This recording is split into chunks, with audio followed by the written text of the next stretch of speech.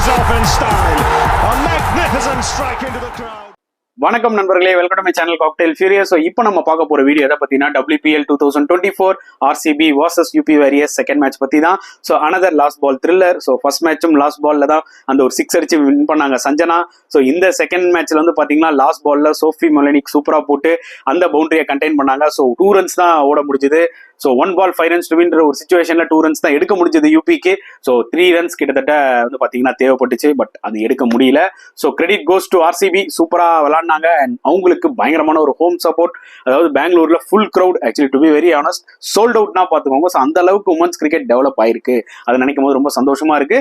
நிறைய Indian talents நம்மளால பார்க்க முடியுது. லாஸ்ட் டைம் WPL வந்து பாத்தீங்கன்னா இருந்தாங்க. இந்த 2 மேட்ச்லயே வந்து பாத்தீங்கன்னா நிறைய பெர்ஃபார்மன்ஸ் பை இந்தியன் பிளேயர்ஸ் தான். ஸோ அப்படின்னும் போது ரொம்பவே சந்தோஷமா இருக்கு பாக்குறதுக்கு. ஸோ WPL 2024 களை கட்ட ஆரம்பிச்சிருச்சு. ஏன்னா க்ளோஸ் கேம்ஸ்னால ஆப்வியஸ்லி அந்த ஒரு என்டர்டைன்மெண்ட்ன்ற ஃபேக்டர் வந்து பாத்தீங்கன்னா அதிகமாவே மக்களுக்கு கொடுத்துட்டாங்கன்னு சொல்ல முடியும். ஸோ இந்த மேட்ச் பொறுத்த வரைக்கும் பாத்தீங்கன்னா ரொம்ப ரொம்ப குரூஷியல் மேட்ச். ஏன்னா RCB WPL 2024 லாஸ்ட் இயர் வந்து பாத்தீங்கன்னா இனாகரல் எடிஷன்ல ரொம்ப பூரா பெர்ஃபார்ம் பண்ணாங்க. தொடர்ந்து தோத்துக்கிட்டே இருந்தாங்க. ஒரு மேட்சாவது வின் பண்ணுங்கடான்ற சிச்சுவேஷன்ல அந்த மாதிரி ஒரு டைட்டான ஒரு சிச்சுவேஷன்ல இருந்தாங்க. பட் இந்த எடிஷன் ஃபர்ஸ்ட் மேட்சே வின் பண்ணிட்டாங்க. ஸோ ஆப்வியஸ்லி அது ஒரு மிகப்பெரிய ஒரு அட்வான்டேஜ் அவங்களுக்கு. Plus home ground, full crowd support வேற, அது பேச்சே கிடையாது. ஃபர்ஸ்ட் ஆஃப் வந்து பாத்தீங்கன்னா முக்கால்வாசி பெங்களூர்ல நடக்க போகுது, செகண்ட் ஆஃப் டெல்லியில நடக்க போகுது.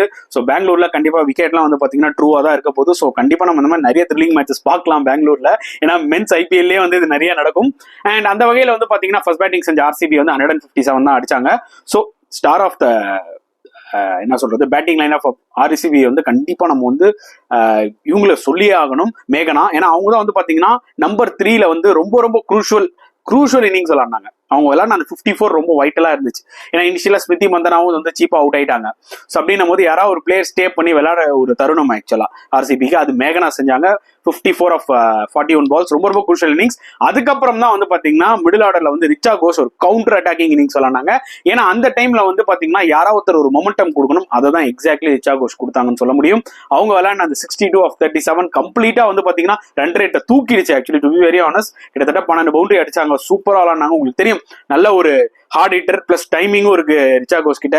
அண்ட் இந்தியாவுக்கும் பாத்தீங்கன்னா ரீசென்ட் டைம்ஸ்ல நிறைய மேட்ச் வின்னிங் இன்னிங்ஸ் விளையாடிருக்காங்க. ஸோ அந்த வகையில வந்து பாத்தீங்கன்னா அவங்களோட டேலண்ட்டை காமிச்சிட்டு போனாங்க. ஸோ ஓவராலா வந்து பாத்தீங்கன்னா ஓரளவுக்கு ஒரு டீசன்ட் ஸ்கோர் போஸ்ட் பண்ணாங்க 157. பட் எனக்கு பர்சனல் என்ன தோணுச்சுன்னா, ஓகே மேபி அவங்க ஒரு 15 runs ஷார்ட்டா இருந்திருக்கலாம். ஏன்னா பெங்களூர் விக்கெட் 170 வேணும். எப்படி நம்ம டெல்லி அடிச்சாங்க பாத்தீங்களா? ஸோ அந்த மாதிரி 170 இருந்தா இன்னும் கொஞ்சம் குஷனா இருந்திருக்கும் தோணுச்சு. So bowling point of view UP Warriors வந்து பாத்தீங்கன்னா லைக் எல்லா போலர்ஸுமே நல்லா போட்டாங்க. கிரேஸ் ஹாரிஸ் நல்லா போட்டாங்க. பட் தீப்தி சர்மா கிட்ட இருந்து அதிகமா எக்ஸ்பெக்ட் பண்ணோம். பட் அவங்க வந்து கொஞ்சம் சுமாரா தான் போட்டாங்க. நெவர்தலஸ் எல்லா போலர்ஸும் கொஞ்சம் டைட்டா போட்டாங்க.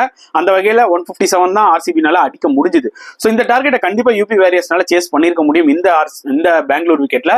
பட் ஆனா அவங்க வந்து பாத்தீங்கன்னா லைக் என்ன சொல்றது 2 runs short, obviously 3 runs short to win, 2 runs short to tie, அவ்வளவுதான் சொல்ல முடியும். ஸோ இனிஷியலா வந்து பாத்தீங்கன்னா batting on UP Warriors Alyssa Healy ரொம்ப ரொம்ப இம்பார்ட்டன்ட் விக்கெட். அவங்க இனிஷியலா ஒரு நல்ல ஸ்டார்ட் கொடுப்பாங்க, ஹார்ட் ஹிட்டர். அவங்க அவுட் ஆயிட்டாங்க. அப்படின்னும் போது வந்து பாத்தீங்கன்னா யாராவது ஒருத்தர் ஸ்டே பண்ணி விளையாட ஒரு தருணம். அப்போ வந்து தஹாலியா மெக்ராத் வந்து பாத்தீங்கன்னா சூப்பரா விளையாடிட்டு இருந்தாங்க. பட் ஓப்பனிங்ல ஒரு பர்டிகுலர் இந்தியன் பிளேயர் ஆக்சுவலி அவங்க டெபியூ பண்றாங்கன்னு நினைக்கிறேன். சம்திங் ஏதோ வினோத் ஏதோ பேர் வேணும்னா ரீகலெக்ட் பண்ண முடியல. அவங்க 18 of 27 balls லிட்டரலி பால்ஸ் சாப்பிட்டாங்க பவர் பிளேலையும் சரி அப்புறம் சரி. ஸோ 8 overs வந்து 45 தான் இருந்தாங்க. அப்பதான் அவங்க அவுட் ஆனாங்க. ஏன்னா ஒரு T20 கிரிக்கெட்ல நீங்க வந்து 18 runs of 27 அடிக்க வேணாங்க, 18 of 18 அடிக்கணும்ல. ஸோ ஐ திங்க் அந்த இன்னிங்ஸ் தான் ஆக்சுவலா மெயினா UP Warriorsக்கு பேக் ஃபயர் ஆயிடுச்சு டு பி வெரி ஆனஸ்ட். ஏன்னா அதுக்கப்புறம் மிடில் ஆர்டர் வந்து கிரேஸ் ஹாரிஸ் வந்து ஒரு 3 6 விட்டாங்க மிட் விக்கெட்ல. அவங்க செம்ம பவர்ஃபுல் பிளேயர். 38 runs அடிச்சாங்க.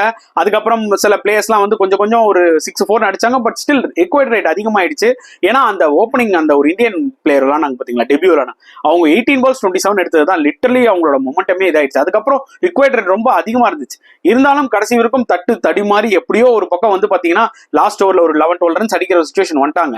அப்படின்னும் போது வந்து பாத்தீங்கன்னா அங்க ஒரு கேம்பிள் எடுத்தாங்க ஸ்மிருதி மந்தனா. என்னன்னா சோஃபி மொலினிக்ஸ்க்கு கொடுத்தாங்க லெஃப்ட் ஆர்ம் ஸ்பின்னர். ஏன்னா கிட்டத்தட்ட எல்லா மெயின் போலர்ஸும் வந்து பாத்தீங்கன்னா ஓவர் RCBக்கு. ஸோ அப்படின்னும் போது ஓகே இவங்க வந்து ஒரு ரிஸ்க் தான் எடுத்தாங்க. ஏன்னா டெல்லி மேட்ச் பார்த்துருப்பீங்க, அந்த ஒரு லாஸ்ட் ஒரு அலைஸ் கேப்சி ஆஃப் ஸ்பின்னர் போடும்போது லாஸ்ட் பால் சஞ்சனா வந்து 6 அடிச்சிட்டாங்க. ஸோ அது வந்து கொஞ்சம் லைட்டா பேக் ஃபயர் ஆயிரு, அதாவது விக்கெட்ஸும் எடுத்தாங்க பட் சரி லைட்டா பேக் ஃபயரும் ஆச்சு. ஸோ அந்த வகையில இது இந்த மேட்சும் ஆகுமோ அப்படின்ற மாதிரி நான் ஃபீல் பண்ணி பார்த்துட்டு இருந்தேன். பட் பியூட்டிஃபுல்லா போட்டாங்க மொலினிக்ஸ். ஆஸ்திரேலியன் பிளேயர் அவங்க left arm batsman plus left arm spinner தூக்கி போட்டு 2 பீட்டன் எடுத்தாங்க தீப்தி சர்மாவை. புரியுதா உங்களுக்கு?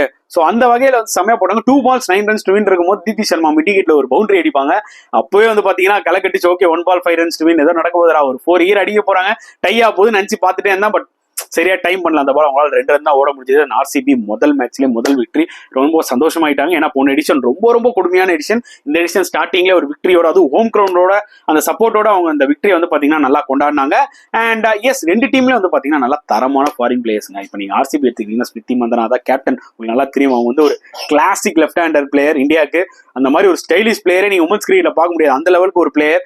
ஸோ ஃபாரின் பிளேயர்ஸ் ஆர்சிபியில் எடுத்துக்கிட்டீங்கன்னா எல்லாமே நல்லா ஸ்ட்ராங்கான பிளேயர்ஸ் இருக்காங்க. எலிஸ் பெரி இருக்காங்க, அவங்க வந்து ஆஸ்திரேலியன் லெஜெண்டரி ஆல்ரவுண்டர். அவங்க plus New Zealand legendary allrounder Sophie Devine அவங்க இருக்காங்க. அண்ட் ஜார்ஜ் வேரம் நல்ல ஒரு left arm spinner, actually from சரி ஐ திங்க் அவங்க லெஃப்ட் ஆர்ம் ஸ்பின்னர்ல லெக் ஸ்பின்னர் நினைக்கிறேன், leg spinner from Australia. And Sophie Molineux அவங்களும் வந்து from Australia, left arm spinner. So நல்ல ஒரு ஃபாரின் பிளேயர்ஸ். வேற யூபி வாரியர்ஸ் எடுத்தீங்கன்னா எஸ் அலை சைலி கேப்டன், அவங்க ஒரு பிளேயர். அண்ட் டஹலியா மெக்ராத் அவங்களும் ஆஸ்திரேலியன் உமன்ஸ் கிரிக்கெட்ல ஆல்ரவுண்டா பயங்கரமா விளையாடிட்டு இருக்காங்க. கிரேஸ் ஹாரிஸ் என்னைக்குமே ஒரு எஃபெக்டிவான ஒரு ஆல்ரவுண்டர் ஆஸ்திரேலியாவுக்கு. அண்ட் எக்லஸ்டான் வந்து பாத்தீங்கன்னா number 1 bowler in women's cricket, left arm spinner அவங்க, England spinner, such experience spinner அவங்க. எல்லா ஃபார்மேட்லயும் விக்கெட் எடுத்து கலக்குவாங்க. ஸோ எல்லா டீம்லயுமே வந்து பாத்தீங்கன்னா எனக்கு தெரிஞ்சு இந்த 5 டீம்லயுமே ஒரு நல்ல மிக்ஸ் ஆஃப் ஃபாரின் பிளேயர்ஸ் இருக்காங்க. அதனாலதான் இப்ப வந்து பாருங்க நம்ம ஃபர்ஸ்ட் 2 மேட்சுமே க்ளோஸ் கான்டெஸ்டா பாக்குறோம். ஸோ இனிமேட் நம்ம நிறைய க்ளோஸ் கான்டெஸ்ட் பார்க்கலாம், பிகாஸ் எல்லா டீமுமே கொஞ்சம் பேலன்ஸ்டா இருக்குன்றதா என்னோட ஒரு பாயிண்ட் ஆஃப் வியூ. ஸோ நிஜமாவே வந்து பாத்தீங்கன்னா 2 IPL WPL மேட்சஸ் ரொம்ப இன்ட்ரெஸ்டிங்கா போச்சு. ஹோப்ஃபுல்லி இன்னைக்கு மேட்சும் நல்லா இன்ட்ரெஸ்டா போகும்னு நினைக்கிறேன். ஸோ இன்னைக்கு வந்து குஜராத் ஜெயின்ஸ் வர்சஸ் வந்து பாத்தீங்கன்னா மும்பை இந்தியன்ஸ் மோதுறாங்க. It's going to be fun. So hopefully நீங்க என்ஜாய் பண்றீங்கன்னு நினைக்கிறேன் என்னோட WPL 2024 ரிவ்யூஸை. ஸோ உங்களோட கருத்துக்களை தாராளமா கமெண்ட் செக்ஷன்ல போடுங்க. இந்த வீடியோ பிடிச்சிருந்தா லைக் பண்ணுங்க, ஷேர் பண்ணுங்க, முடிஞ்சா சப்ஸ்கிரைப் பண்ணுங்க. ஸோ நெக்ஸ்ட் வீடியோல பார்க்கலாம் ஃப்ரெண்ட்ஸ். Until then